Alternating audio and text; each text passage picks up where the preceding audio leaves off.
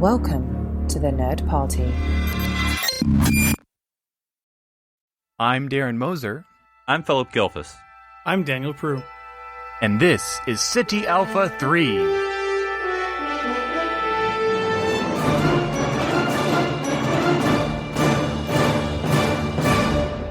Welcome, everyone, to City Alpha 3 here on the Nerd Party.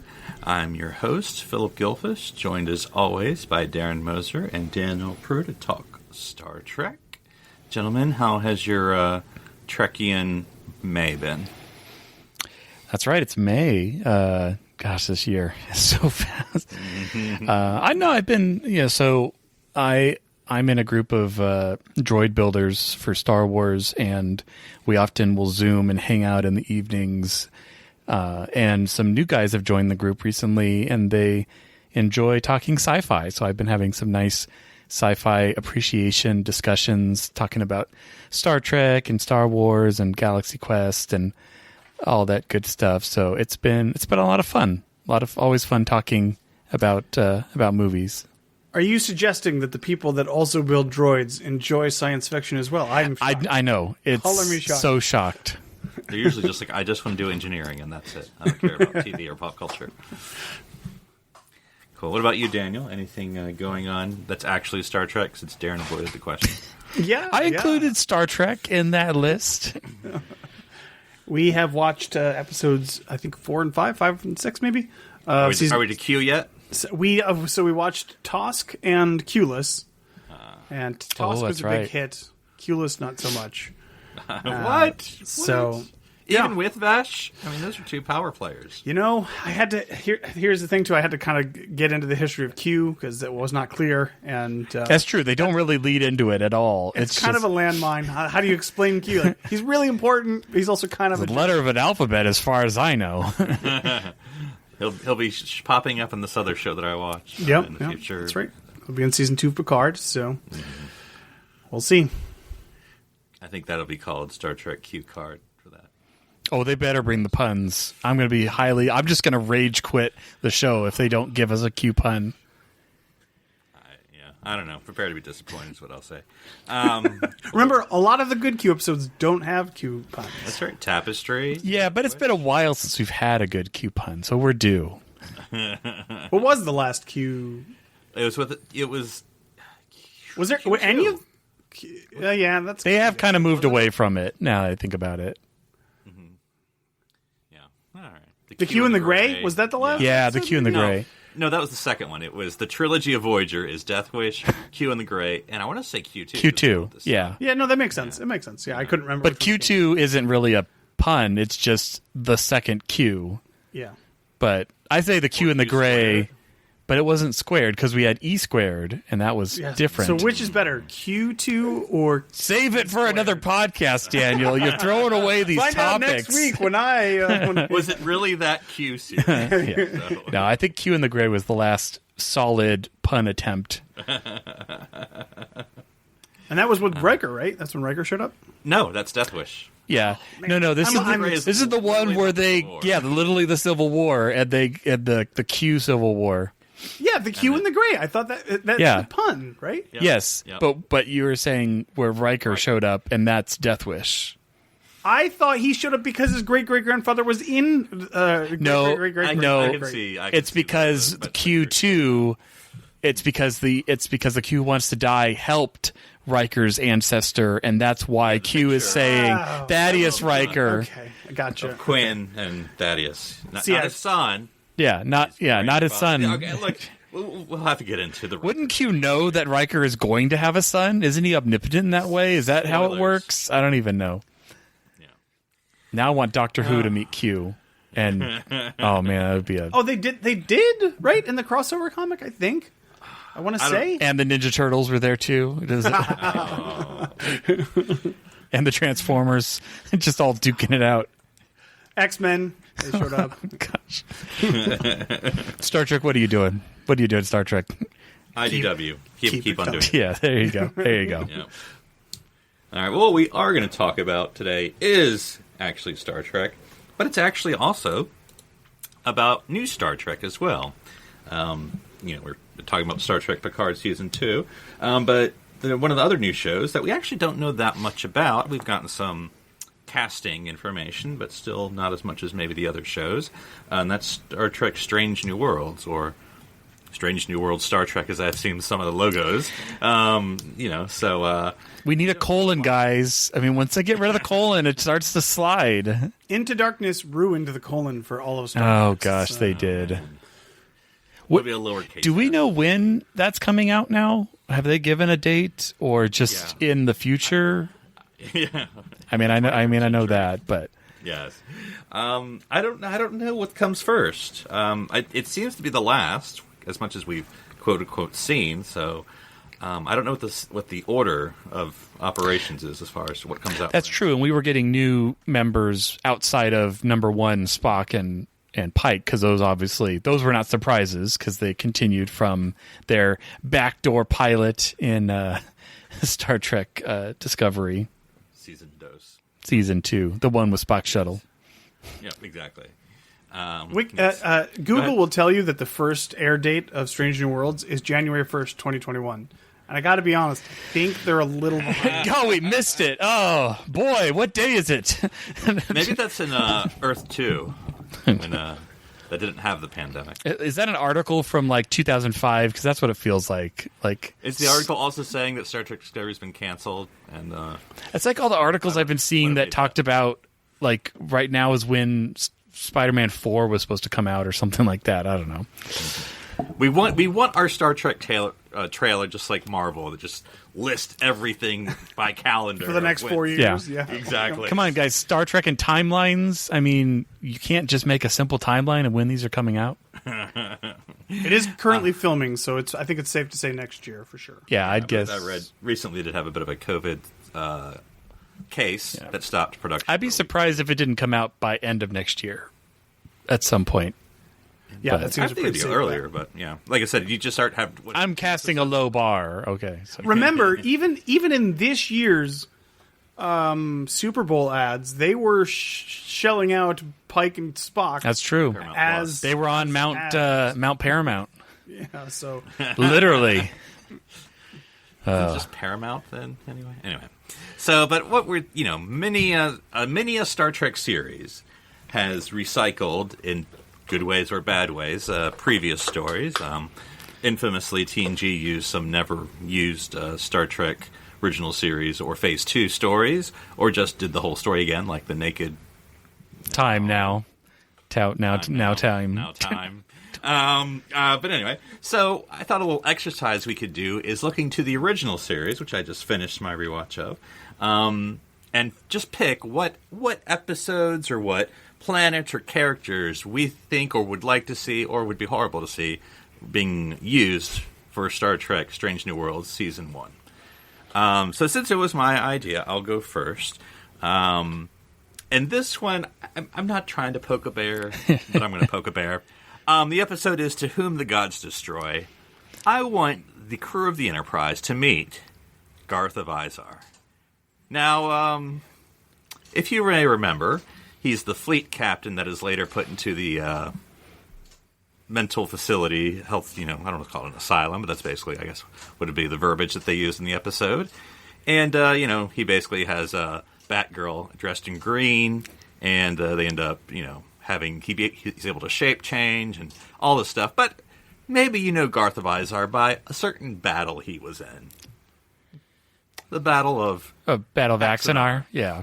And so, what if we just had Strange New Worlds meet, and maybe that's how they put Garth, in the asylum. So basically, you want them to kill the Axanar production by just putting I'm not saying Axanar. That. I don't know the people involved, but I'm just saying, You don't need to do it now, guys. We got you covered. Here's the Battle of Axanar in a 22. We'll put 10 minutes of the episode into it, and that'll be it. We're done. That's just it's like the opening scene. Yeah, that's it. With the rest of the and then it pulls out, and it's someone watching like a holo display, and that was the Battle of Axanar. I mean, y'all would be better experts at this. I don't know if you care or not, but with Star Wars, I know there's been so many. How do you connect things when you tell them later? When you had the novelization extended universe, and you're like, okay, this is a fun thing to live in. and then Star Wars comes out and be like, no, that's not what happened. Well, So you mean where they legend like 90% of the content that's come before? trilogy, basically, anyway. Yeah. So, but what would you all think of, of playing around with Fleet Captain Garth and maybe, how he... Because there's some kind of an interesting story there, like he discovered some alien planet and learned how to be a changeling, and maybe that, messed up his head, and we go from there. But no, that's a great. Nice. That's smart thinking, Philip. Because you know what it is. That's good prequeling right there. Right. Because it's not forcing anything that wouldn't make sense. We don't even need. First of all, like if you we don't want to get in a Ferengi situation of like, well, we can't see them because technically, exactly, that's like the worst. Yeah, you don't want to do that. No, we have in that episode we are given information about him doing stuff before that lines up with the timeline that could easily fit here, and like now this is him being an awesome fleet captain, and that's it. You don't have to like foreshadow it. You don't have to be like, what's gonna happen? You just like this is him being what he was, and then in the interim something terrible happens or whatever. So that's a good example. That's a great one, Philip. And I know this is maybe too obvious, but there is a parallel then of a story you could do with, not that we would know Garth's future, but you could tie in with Chris Pike knowing his future, and something, I don't know, put that something together about like how Pike is handling living his life, knowing a possible future, that's just a thought. So you're saying that we need to hand the time crystal? By the way, it's called a time crystal to Garth. Is that what you want to do? You want to hand a time crystal to Garth? All I can think of is the Rick and Morty episode where Morty has like the time crystal and he's trying to like, as he says a sentence, modify it so it gives the outcome he wants, and it's so terrible. But I imagine Pike just keeps that as a paperweight. And what's that? Oh, it's a time crystal. Oh, okay, sure. Like in the 23rd century, they things were fast and loose. They put things behind display cases. Does he put it in the warp core? Does it make the ship go backwards, or like is it that easy? The chronometer. Yeah, the chronometers. Yeah, just go from right to left instead of left to right, and boom. Oh man. All right. Well, what about you, Daniel? Or you have a? Yeah, no, I've got a good one. I don't know if this counts. But I think it probably won't. If you let me bend the rules a little. Well, actually, I'll be honest. I struggled a little bit with thinking. It's been a while since I've watched TOS completely through, and then I was thinking, it's tough because you to like go like prequelize things from the original series. If you put Spock there, then Spock would have to have extra knowledge, whatever extra knowledge he gains in the prequel episode. Right. Like, for example, if he met Garth before and didn't mention it in the Garth episode, it's kind of strange. It's weird. Sister. Wait, what? Sorry. But yes, of course, he has done this with his sister now. Stepbrother. Technically, stepbrother as well. So the Vulcan family trees are very hush hush. We don't speak about them. I guess that's fine. So I was struggling for a little bit, but I thought I think this counts. I'm going to say Captain April. I want to see Captain April, and there could be a cool handoff. I mean, I guess at this point Pike's already captain, so I don't know how you do it, but you could do something fun with him. Bring him back for one last mission or whatever. Oh, I see. Or a flashback of the handoff ceremony. We get the I stand relieved moment, which would be kind of cool. I like that. And yeah, I like that. Seeing that moment. We've all seen The West Wing, and I don't know about y'all, but I feel like The West Wing did great flashback episodes. But like in The Shadow of Two Gunmen, where I'm thinking where they just sort of do those flashbacks throughout that two-parter, but like something happens where we get the flashback to Pike taking command from Captain April, and maybe you get everyone. I mean, we kind of saw in the short trek Ensign Spock arriving, but you could get I don't know, whatever, all the characters. You get a little. Now, of course, it could be about Pike trying to settle, again, his knowledge of his future, but like, where is my place in history? And we all know that he'll be regarded highly, but it hasn't happened yet, really.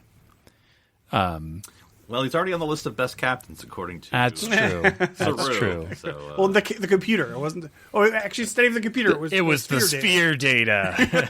That's right. It's like Wikipedia. Is that a credible source? Can we... Is it biased? Now, Daniel, I've been rewatching, I guess, Lower Decks. I feel like, not a mistake, because I get why. But wouldn't Lieutenant Spock necessarily not always be on the bridge? Because he's Lieutenant Spock. Like, isn't he kind of still Lower Deckish? That's true. He's not going to be...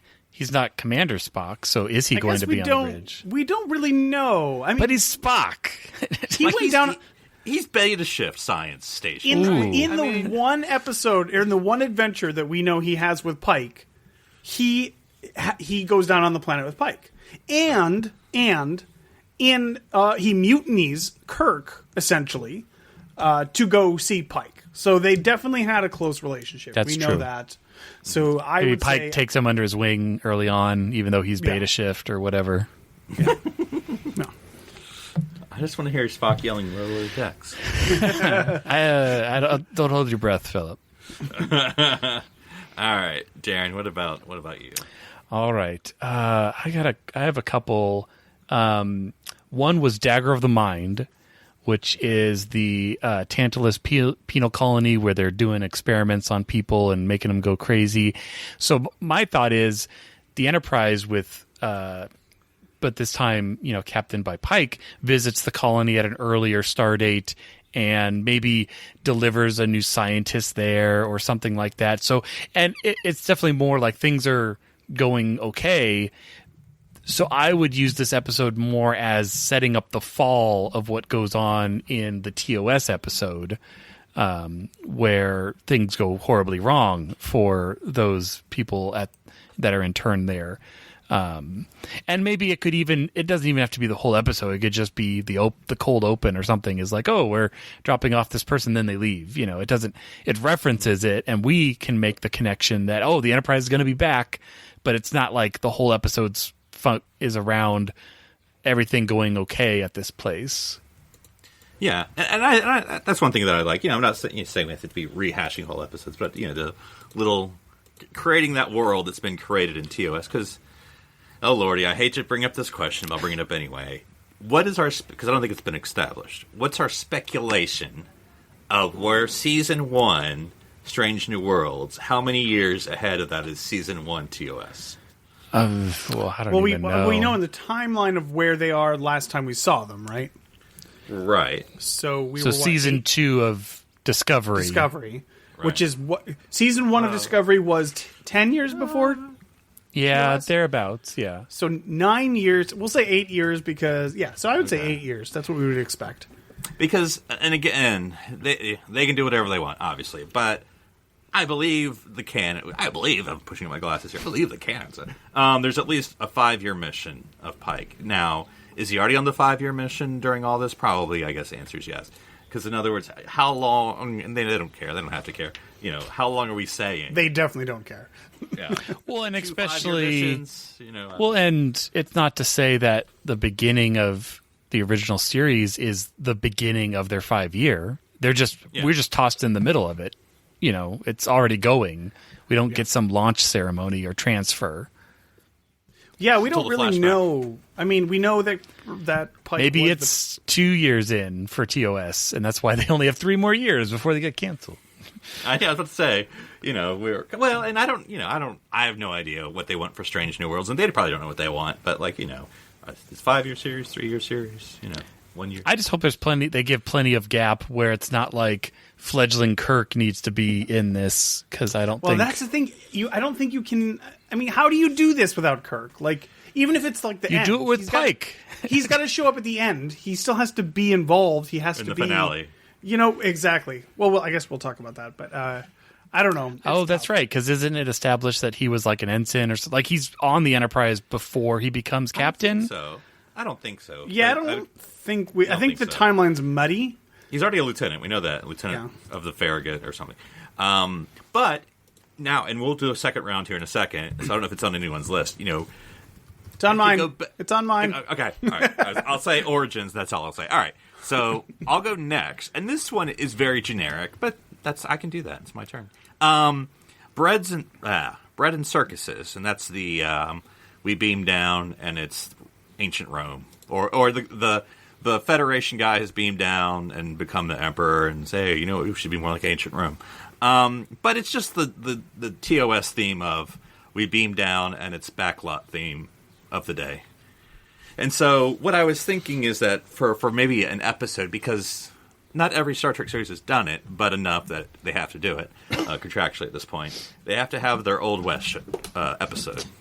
And so my thought is they beam down to a planet where someone has changed society, whether it's almost like a Galaxy Quest, but not like that. But anyway, it's like the 50s Westerns. So it's like an homage to where kind of TOS started from, Wagon Train to the Stars.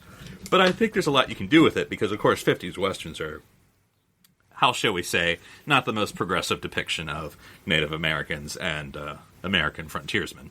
So I feel like maybe there's something you can do playing with that, how over-the-top ridiculous and, I don't know, racist, I suppose. Or not, I suppose it is. That whole thing is. But just like that's the society, like based on 50s Westerns. I don't know if everyone suddenly goes colorblind and it is in black and white. I don't know. But I would just that would be just cool to see, I think. Because it would be sort of fish out of water for everyone. Because they're like, what? I don't know anything about the ancient West. But anyway. That's interesting. I kind of like that idea. That's something I would not have thought of. And that's one of those things, like, I haven't seen TOS in so long, I would never even considered that. But that's kind of a neat twist. I like it. Well, it's like they beam down at space Nazis, or they beam down into ancient Rome, or they, whatever. Yeah, I like it.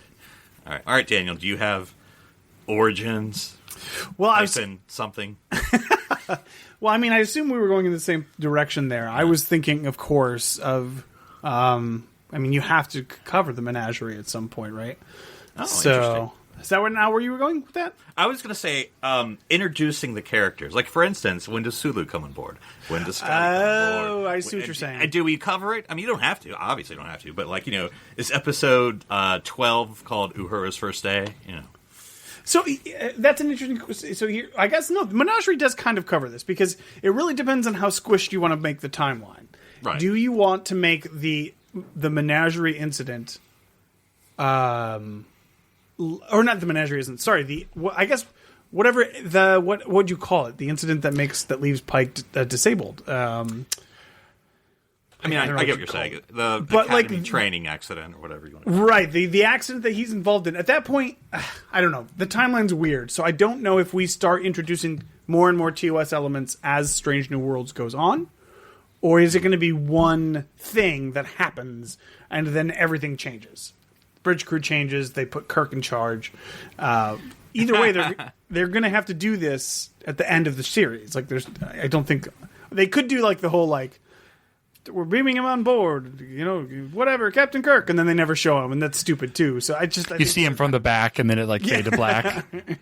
Well, and I 100%, I'm not trying to be morbid or grisly or anything, but there is not a low chance Shatner could pass away during Strange New Worlds. So I'm wondering, if that were to occur, don't want anyone to die, but the man's in his 90s. Do they do a sort of Kirk episode in tribute or something at that time? I mean, I know the way production works, take a, but you know what I mean. So looking at the timeline, so 2255 is when Kirk graduates and gets assigned to the Farragut as a lieutenant. 2250. Farragut? Yeah. Yep. 2258 is the end of season 2 Discovery.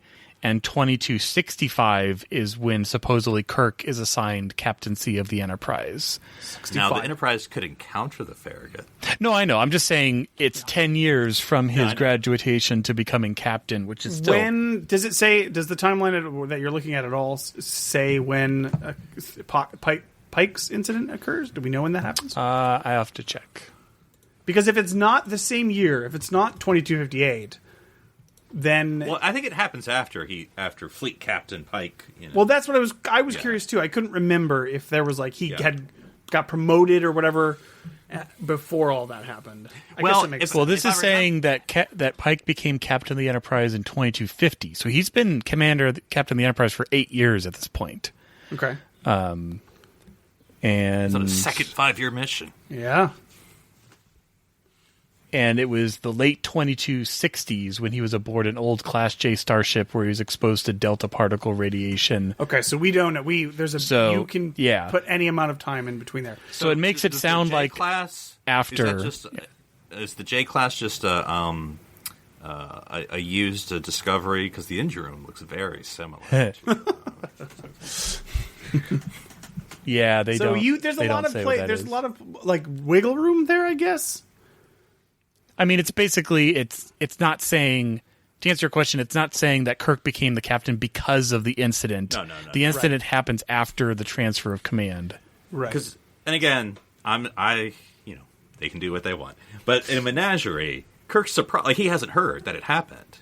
And the Commodore Mendez or whoever it is, like, that's right. You're right. Yep. Mm-hmm. Yep. And then he sees the. So I would say in my mind, I say don't. So there's a peaceful transfer of command. So you have some reason that Pike needs to leave, even if it's just he's like he says in the pilot, he's tired and old and doesn't want to do this anymore. That's totally fine. But and then you bring this Kirk guy on. I don't know how you do this. This is so tough. This is why prequels are worse. They're worse. They're the worst. I don't know why you just screw things up. But anyways. Just to stay on the topic for a second, who, if anyone, which crew member, other than Spock, of course, he's already there, what TOS core crew member would you like to see appear first? I don't want any to appear. Are you talking about like assigned to the Enterprise or like? Yeah. I don't. Nah. I think Scotty would have been part of the Enterprise crew for a long time. Is he like junior engineer Montgomery Scott? Yeah. Yeah. Or he comes in as like a shuttle Gamma pilot shift. or something really low. You've got to think that Bones comes with Kirk. Kirk brings Bones aboard. That's what I would think. Yeah. This is just my headcanon. And Do we have? Go ahead. Sorry. No, I'm just trying to think of who Do we else. have Gary Mitchell in season 2? Gary Mitchell would be cool, man. Like that's a cool idea. Yeah, I'd rather do Gary Mitchell than any of the main 7. Like that feels too forced. Like then it's not really Pike's Enterprise, it's like Kirk's Enterprise. But Spock was part of Pike's Enterprise. Why couldn't? Well, that's true. But Spock is like. Why couldn't Sulu be part of Pike's Enterprise? Yeah. He's in. I mean, presumably, if he's also fairly young. Like it definitely can't be Chekhov. If we take. No, Sulu was there the whole. Chekhov was there the whole time. Oh gosh. Yeah. Pike never forgets a face. If we take 2009 into account, Pike had the entire Enterprise crew right up until Kirk took over. That is a good point, but yeah. Now I know Sulu's they're pretty in loose. the botany at this point, so he's just the new botanist. He could be a botanist. That'd be cool. Yeah. Anyways. Well, yeah, Sulu went like the Rutherford route, trying to impress someone, and he's like, "Well, I would could say go be the helmsman, I guess. I don't know." Yeah, I'd say Scotty. I agree. Like, if any character has more of a familiarity and a longer time on the Enterprise, it would make sense to be Scotty. Yeah, because I'm not trying to recast the entire TOS, but that's what they're doing. So, I mean, eventually they're going to have to. Yeah, depending on how long the show goes. But and then they're like, well, now that we have a new crew, let's just. Well, that's a good point, and I mean, again, not to sound morbid, but it also comes down to Sulu versus Scotty, actor who is alive, actor who is not. Like, is that play into? I mean, not that they haven't recast these characters anyway in the movies, but it's a little different when the TOS character actor is not alive anymore. But it also kind of feels disingenuous to like say that they just said, okay, this is the Pike show, except for Pike and Spock and the other 2 characters that we've seen before. These are all new characters. And then all of a sudden, whenever whatever happens, they switch roles, Kirk takes over. That's all new. It's all going to be new people. It also feels like kind of weird that's how that. I don't want Strange New Worlds to be a backdoor pilot into TOS Mark Phase 2. Year 1. Like that. Discovery. Oh, Year 1. Oh, God. That's exactly what they would call it. Yep. Yeah. That's why it's too messy to do this in the first place. We should have never done this in the first place, but that's fine. Well, and because I agree. The Captain Pike we saw. Well, it's just more adventures of the Enterprise before Kirk gets there. I mean, that's not too bad. Yeah, except I'm sure the writers sat around like we are right now, saying what episodes do we want to fringe on or not. We're going to be original. All right. Well, here, let's keep on going. Darren, what's your next one? All right, so another one I thought of was The Ultimate Computer, which was a season 2 episode. So here's my thought. So in The Ultimate Computer, Daystrom is installing the M5 computer on the Enterprise to to do the war games and all that. So here's my thought. What if the Enterprise visited Starbase 6, which is the station that he was on, years earlier, and they're basically patrolling the area for security while Daystrom, a younger Daystrom, is installing the M3 computer on the Starbase. And so we get more of Daystrom, and again, going along with the theme of, things go well. Like, basically, it's not like the M5, it works really well, and we see a confident Daystrom, and instead of, like, the fracturing mind that we see in TOS. So I would say using it as a vessel to add more sympathy to the character when we do get it in TOS. So now, after seeing this genius man at the height of his career, his design is installed on a new starbase, like, oh my gosh, it's amazing, and it's on the frontier of the neutral zone and all this stuff. And it's like, oh man, but this guy's going to fall hard in the next 10 years as he continues to develop and go down this path. So it makes us feel more for his character when we see what he goes through in The Ultimate Computer. But yeah, something like that. Because again, I don't feel like that would be strange with what we see in The Ultimate Computer. And I don't think it's okay that Spock's not like, I remember when you installed that M3. Like, no, like that doesn't need to come up. But I think that'd be a fun thing to revisit. I mean, that's where you can play with A and B story. So, the A story is Daystrom on the space station, and you have, and Pike's there, but Spock doesn't need to be. Spock's in the B story on the ship doing, or they're just patrolling. Like that's why I thought, they maybe escorted the ship that was carrying the, Tritronic or whatever they want to call it, computer, and it's getting installed and it's going to run the whole starbase. Which, of course, I mean, it makes total sense. You would need a really powerful computer to run a starbase. For that, I could almost see because at least in the what little we saw in the cage, number one is supposed to be like the computer. So I could see number one. Oh, she would definitely be involved with that. Daystrom. Yeah, and then maybe for this episode, Pike's like, hey Spock, I know you're the science officer, but I feel like you need some leadership training, some command training. How would you like to be my acting XO for this mission? Okay, and it starts to cement that camaraderie that we see later on. Yeah, shows that he. The first time of Spock getting that command experience, which sitting in the center chair. At TOS, I don't want to be the commander, but he still gets that experience and able to be first officer. So we get that inkling of where he'll go with that career. He never seeks it out, Philip. That's right. But I like the thought of a younger Daystrom and an M3. Gives time for like the M4 and then obviously the M5 later.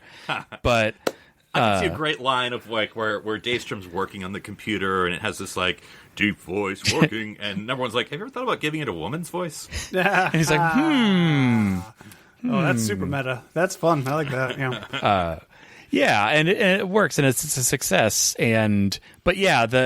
in a way, maybe that's the B story is number one and Daystrom, and then the A story is Spock and Pike's first command jaunt patrolling the border while they're installing this because the station is defenseless until it's installed, or something like that.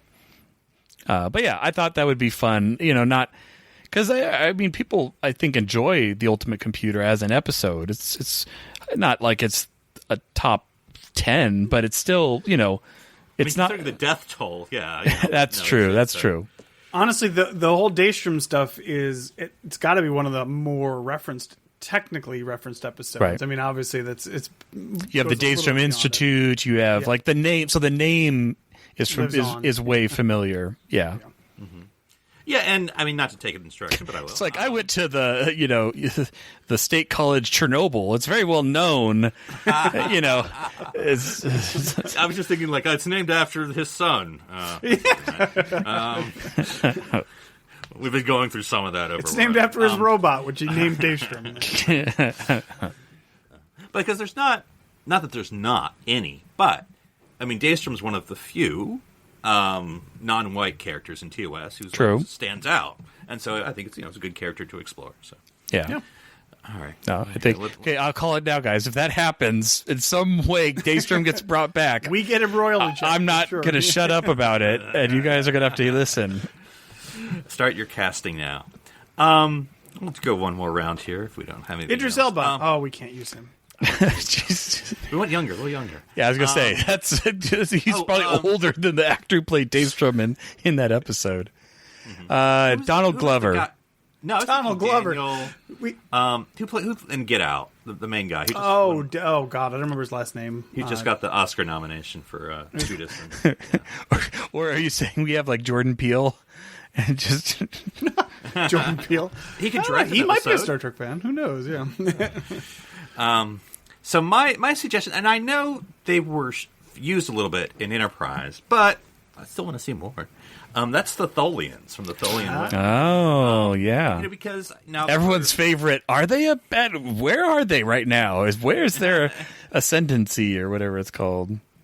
Because we have the technology, for lack of a better word, to do the non-humanoids now that maybe we didn't back then. But it'd be just nice to have a non-humanoid species, and maybe we see another attack structure besides the web, like. It's kind of their one-trick pony. The Tholian Triangle. That was Tholian, before they got to develop the web technology. The Tholian wall. But then they fly around it and they're like, dang it.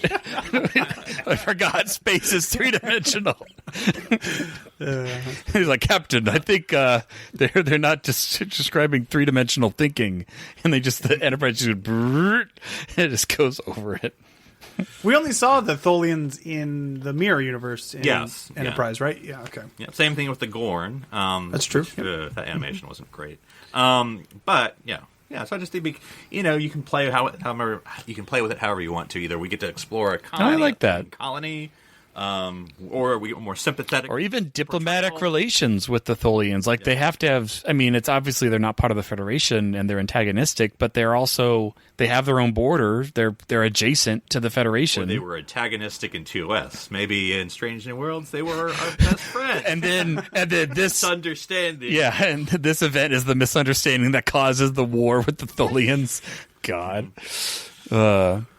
Maybe their web technology, it was like something good, like it was a force for good. It's like we moved our own moon into orbit because we wanted one. It was the orphan collecting web, and all of a sudden we had to defend ourselves from you stupid people. That if you stand still and don't move, don't move. It's like basically the Tholian web is like taking a picture in like 1860. Don't move, and it's going to be great. Well, and it's also like, okay, we surrounded one ship. Oh no, another Enterprise! It's like, what are you going to do?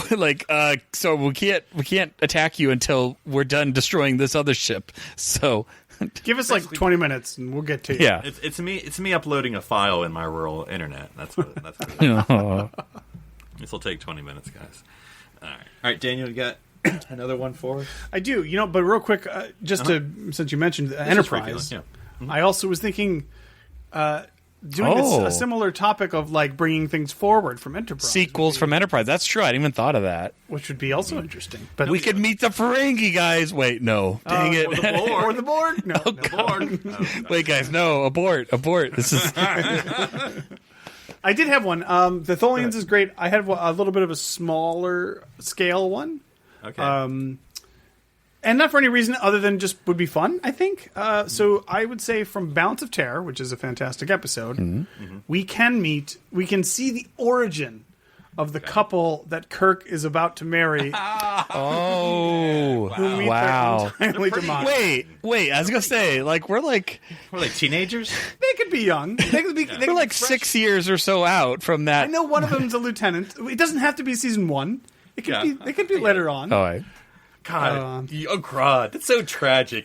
You see the meat cute. Like, did you hear Ensign whatever's dating the new guy? Yeah. Oh, yeah. It's just a passing line, and everyone's Looks like a promising relationship. So like, and I guess spoilers for a show I've not seen, so I don't know if I can actually spoil it for people. But like how like Game of Thrones people, for like the people who had read the books, they were all like kind of waiting for the Red Wedding situation, and like the people who didn't, they had no idea it was going to come. So you do the same sort of thing. You build up this relationship. You make them B-list characters. You don't realize their name until they're in the background. You don't know who they are, and you make them real young and cute. And that's so tragic. You develop it, and then you're like, people want to look it up and be like, "Oh man, what happened to these characters?" And, oh god, no. No. I like how and I haven't seen the show, but I'm familiar with it. That like the Game of Thrones Red Wedding, which kills like lots of people, I assume. But like the Star Trek Red Wedding kills like one guy. You're like, it's God. same thing. Is that the Red Wedding? It's more like a pink wedding. It's like not even that bright. You know, it's It's a red shirt, I think. Anyway, This isn't Star Trek 6, man. it's a lie. It's a gold shirt. Anyway, I know what I'm talking about, people. All right. What do you got for us, Darren? So, okay, so I have another one, but piggybacking for a second off of Daniel's thought, I would love to see some Xindi. So follow up on Xindi, like they're members of the Federation, and I just want to see one of the species at least, a little more, because why not? They I can want to be see them I don't know. Number one's like, what about the Xindi War? And Captain Pike's like, what? Xindi War? No, don't. Not. We didn't cover that in our Federation textbooks. What are you talking about? Wait, guys, was the sphere data from the Xindi spheres? Oh, Is that why it's classified? Wait a minute. In Enterprise, they call them sphere builders, right? Right. Yeah.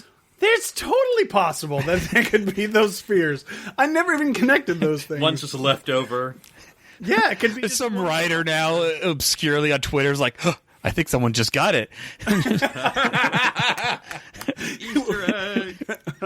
All right, so I know you guys will love this thought, but season 2, episode 10, Mirror Mirror, our favorite. So but this is my way of doing it. Is we spend one episode establishing like they're doing a whole show about George. Yeah, right? I don't think it's happening, guys. I don't think it's happening. So what I think. So one episode we establish like an ensign, an engineering ensign, or some guy enough to know him, kind of like Arium. Like we know a little bit about him, we know their name. So the guy that gets married in Balance of Terror. Sure, that guy. But then he gets pulled into the mirror universe, and our crew is trying to get him back, but they never do. So they never experience anything from the mirror universe. So we don't. So again, it's the weakest of the three ideas, but. They love the mirror universe, these writers. So, I mean, I do like... Go ahead. I was just going to say that, like, I was thinking I was thinking mirror universe and Klingons, and I think one other thing that I can't place right now. Mirror Klingons. they're like monks. They're all, like, super peaceful. But I was thinking, like, it's really, really difficult to bridge the gap between Discovery's version of the Mirror Universe / the Klingons and TOS's version of those things. Yeah. So I don't know how you reconcile those two things. I think that's very difficult to do. I thought you were going to say, Darren, that, like, we meet some low-level person, we get to know them after a while, which I know this is what we did already, but I still think, like, they turn out to be a mirror. Oh, like a Lorca. Which I know that's Lorca, but yeah. I mean, I don't know if it's it could still, if you wanted to. I mean, it's hard. I mean, because the thing that works best about Mirror Universe episodes is seeing the characters we know who are good interact with characters that we know that are bad, or we only. Guys, yeah, Captain Lorca. You could bring Lorca back. Like it's Lorca. Oh my gosh! There you go, Lorca. Okay. Wow. Wait, so you bring Primal Lorca back not in a later Discovery episode, but in a Strange New Worlds episode? Well, Discovery got out, man. That's true. Technically, if they don't do a time jump... No, I was going to say, technically, if they don't do a giant time jump, Strange New Worlds is like season 3 of Discovery as far as the timeline goes. Mm-hmm. That's weird. It's like this weird handoff. Like, oh wait, so we need Xindi and we need Prime Lorca showing up. And the weird thing is, Prime Lorca actually has a goatee, and that's not what you expect. But. Or massive sideburns or something. And I'd love him to be like super bubbly and optimistic. And Hey guys, how you doing? totally unscathed by the mirror universe experience. Like It's all right if we didn't get the. Now he literally is. He does. Have the family factory of fortune cookies because that he read that in the file. But Mirror Lorca had no idea about how the economics of fortune cookie production are in the 20th century. But yeah, just kept the stale ones there for all the dust the whole time. Jeez, crazy. You're like, So see what Mirror Lorca came up with was that special bowl because it would beam a specific fortune into the one you were about to pick up so that he could play with your mind. They're all evil fortunes, though. So Yeah. But you'd pull it and he knew what it would be when you picked it out, and it'd be like jump out an airlock or something, And he's like, well, I guess. But lucky numbers are. But no, I think of the three I thought of, I think the Ultimate Computer with Daystrom, I think that would be a fun prequel that wouldn't really mess with the timeline too much. And when I was thinking about all this, there were certain characters that came to mind, but I was like, I actually don't want to see them. Like, I don't want to see Sierra Jones. I don't want to see Harry Mudd again. You could pick like TOS. You could pick TAS characters. Like there's almost a certainty we will see Harry Mudd again. I can almost guarantee. Probably. I'm just saying. It is. Can Cyrano Jones meet Harry Mudd? Ooh. Yeah, sure. Because I think a lot of people mix them up, so that would be funny. Oh boy! All right. Well, that's pretty much anything else you all are dying to add on your list, or was that pretty much it? Okay. Could we visit another Soong descendant or something like that? No.